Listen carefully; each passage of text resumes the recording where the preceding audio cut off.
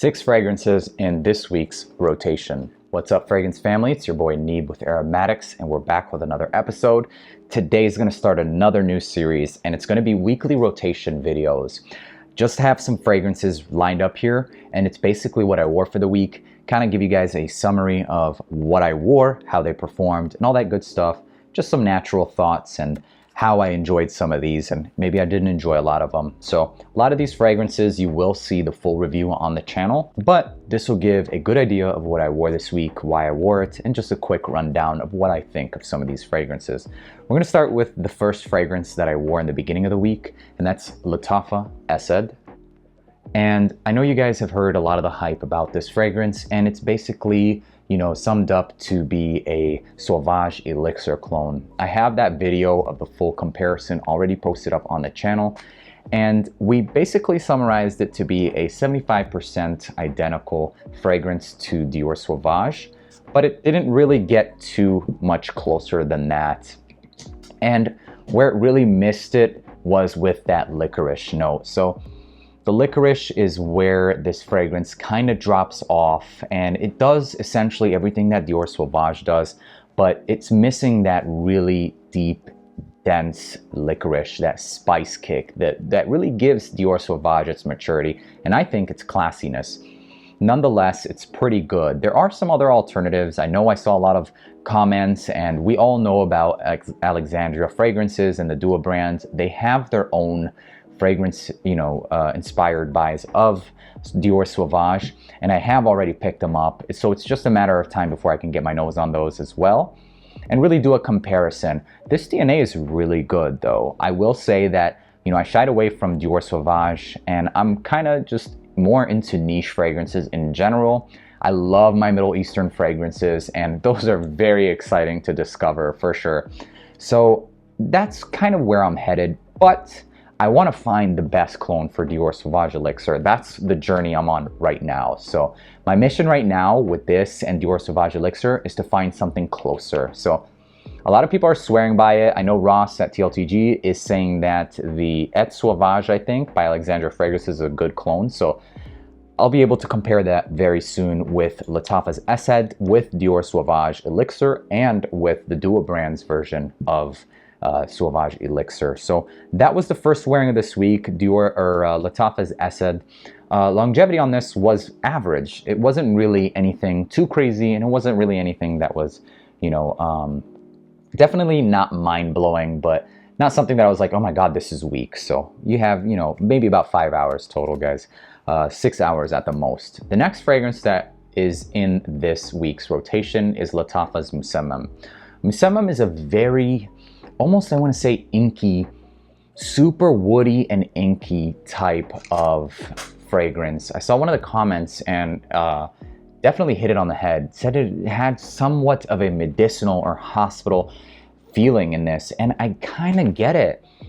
It's almost resembling to like a hospital or like a doctor's office where you have some of that like latex or some of the cleaner, but not cleaner in like a citrus or chemical way that you would think of. But it's very woody, very inky. Kind of reminds me of Bentley for Men Absolute. However, Bentley for Men Absolute is definitely richer, fancier, more dressy, and lasts much longer than this. I was let down by this. This was just, subpar as far as performance. Gave me like 3-4 hours at the most, guys, honestly. Projection on it was very soft too. So if it can't win in any department, it's just a pass for me. But the bottle did win. So for whatever that's worth, the bottle won, and that's it, really. Inky, dry woods, pencil shavings, basically. Specifically the graphite, too, and I think that's the explanation I'm using for that inkiness. It's coming from that graphite. So that was the next fragrance that I wore, was MUSAMAM Lattafa. It wasn't very long before I found out that I wasn't feeling it, and it was just, unfortunately, it just didn't last, and that's a big deal. Like, you gotta last, man, and if you don't last, then you gotta be like an absolute hit. So it was what it was. All right, I'll leave those for later. Another fragrance, guys, that really caught my attention or just got a little bit more respect from me lately is Alexandria Fragrances Dark Knight. Dark Knight is supposed to be an inspired expression of Killian's Black Phantom. That's what it is. And I've been trying to get my hands on Black Phantom. It's there on the list, and it's actually crept up to the top of the list because I've sampled Black Phantom, and at first it was like very dark, and I just thought of like, who wants to smell like a coffin, basically, like an old coffin. But as my nose kind of grew to more of these realm fragrances, I started to actually pick up some notes. And I started to realize that I'm sensing some dark chocolate, maybe some berries, and it just became so sexy to me. And that's thanks to Alexandria Fragrance's Dark Knight. This is a freaking bomb in projection and performance, guys. Like, I sprayed it on and I showered and it was still slapping me in the face all night. So I've been spraying this to bed, really. I haven't really, you know, some of these fragrances I wore like a couple days back to back, but this one I've sprayed to bed like 3 nights in a row. And every time I woke up, there was still slight haze of Dark Knight. So Alexandria Fragrance, good job with the Dark Knight. Definitely want to pick up Kilian's Black Phantom. So Dark Knight was the next fragrance that I wore. It's very surprising that, you know, it really grew on me. And it's, like I said, dark chocolate, maybe some fruits here and there, some woods. It's deep, dark, resinous. It's mature, for sure. That was Dark Knight by Alexandria Fragrances. And then, as you know, I have the Middle Eastern series, and I have a lot of these fragrances that I have to test out for the channel. And so one of the fragrances that I was testing out is actually another fragrance from Lattafa, and it's NAJDIA.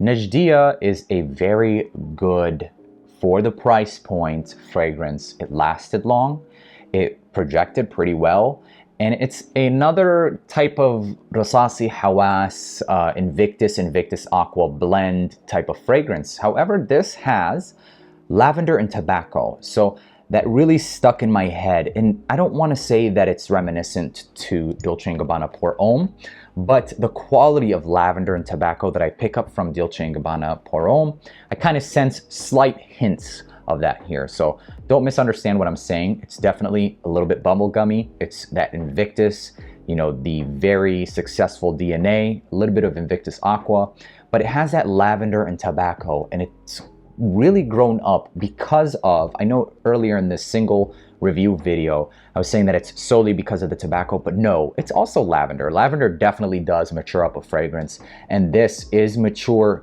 more mature than I think Hawas and Invictus. Definitely does a really good job. And then also, guys, in that box, you get this fragrance, and you also get the room sprayer, so pressurized sprayer, whatever you want to call it, deodorant. So Lattafa's NAJDIA is a really good fragrance. You know, there's really no point in me going into the notes. If you guys are interested in going into the notes, go and check out the full review. But mostly watery notes, lemon, and all that kind of stuff. Paco Rabanne, Invictus, and Invictus Aqua with some slight hints of Hawas. They're all relatively close anyway. So the last fragrances that we're going to talk about is basically the same fragrance, but it's the Duo brand's inspired expression of this fragrance right here. So Xerjoff's Starlight. I love this fragrance. I love this DNA. It's very cardamom, clove, super sexy fragrance. You got some almonds. So basically the notes: cardamom, clove, almond, cinnamon, amber, and cedar, and bergamot.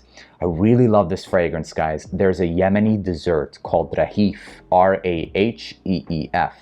Basically what it is, it's just sugar, some oil melted in with some cardamom, obviously, and cloves, and this smells exactly like that dessert. So this definitely hits home with me, and it reminds me of that dessert exactly, but obviously much stronger. So you know, with Xerjoff, you're getting quality ingredients, you're getting all that good stuff. And so I wore this a couple times, and that opening is just so gorgeous. And I don't want to say it's linear, it does have some transitions, but it does fairly well with the transitioning. Everything smells natural, everything smells good, all good. This fragrance is where I spent the most time with on the wearings, and it's the Duo brand's version of Starlight, which is called Illuminate. So Illuminate is the Duo brand's inspired expression of Starlight. And I'm still kind of on the fence. I'm still wearing it again. So this will mark day 3 of my wearing. There's something, I don't want to jump the gun here. For as far as the notes goes, let me double check here. most of the notes are the same. So bergamot, almond, yep, everything is exactly the same. So you would think a 1-to-1. And in the opening, this captures Starlight 1-to-1. In that opening, I definitely can't really tell any much differences. Very super similar, super similar. And let me just actually refresh my memory real quick with you guys here. And let's see, so Xerjoff Starlight, there we go, and the Dua brand's Illuminate. Okay, so very, very close, but the Dua brand has something a little bit more, how can I describe it? Starlight is brighter, it's a little fresher. The Dua brand has more of a resin feeling. The amber is heavy from the top, and also the clove, the actual clove note in here, it's slightly less natural. I mean, come on, let's be real. It's not Starlight, but still very good. But the clove in the amber is amplified, and the clove in this fragrance, the quality is not the same as Starlight. But all in all, it definitely does capture it. But it's already doing what I was afraid this fragrance would have to, you know, be described as far as the difference. And mostly what ends up happening, at least on my skin, is that the Dua brands, and on the tester strip, to be honest with you guys, is the Dua brands version kind of emphasizes a little too much on the amber. So Starlight has a perfect blend of cardamom, clove, and almond, and amber. However, with Starlight, the clove is a little bit more intense than cardamom, but you still catch wafts of cardamom. Whereas the Starlight, the amber is too amped up. It's too amped up, but it's still very close. Still very close. Like I don't think I will find something that will smell as close as Starlight does. And the quality of ingredients, it is quality, but come on, we're comparing Xerjoff. Nonetheless, I mean, this doesn't go to, you know, say that the Dua brand is using low quality. No, not at all. It's just different quality for sure. You can definitely tell. And two different brands. So that's where I'm at with this, guys. And so basically this is the week's rotation. This is week number 1 in the weekly rotation. I'm excited to be able to actually pinpoint my thoughts on Illuminate. I'm trying to be as fair as possible. A lot more fragrances in next week's rotation because I've actually mashed up a couple more fragrances in next week's rotation. I'm actually starting to do, like, if a fragrance doesn't last more than like 5 hours, 4 hours, I'll give it another 2-3 hours. And if it's gone, then I'm testing another fragrance, period. As long as I have a good 12 hours to test a fragrance, then I'm gonna put on another fragrance just so I can be able to actually test it. So I'm keeping the same skincare routine. I'm keeping the same, you know, everything just so I can actually give them an honest opinion and wear. But if it really does terrible, I give it another day. Sometimes, oh God, guys, I can't even explain how hard it is to wear some of these that I just think are atrocious. Nonetheless, everything this week was actually pretty decent. Nothing that was off-putting or disgusting or anything like that. And that pretty much sums it up, guys. I hope you enjoyed watching this video half as much as I did making it for you guys. Peace.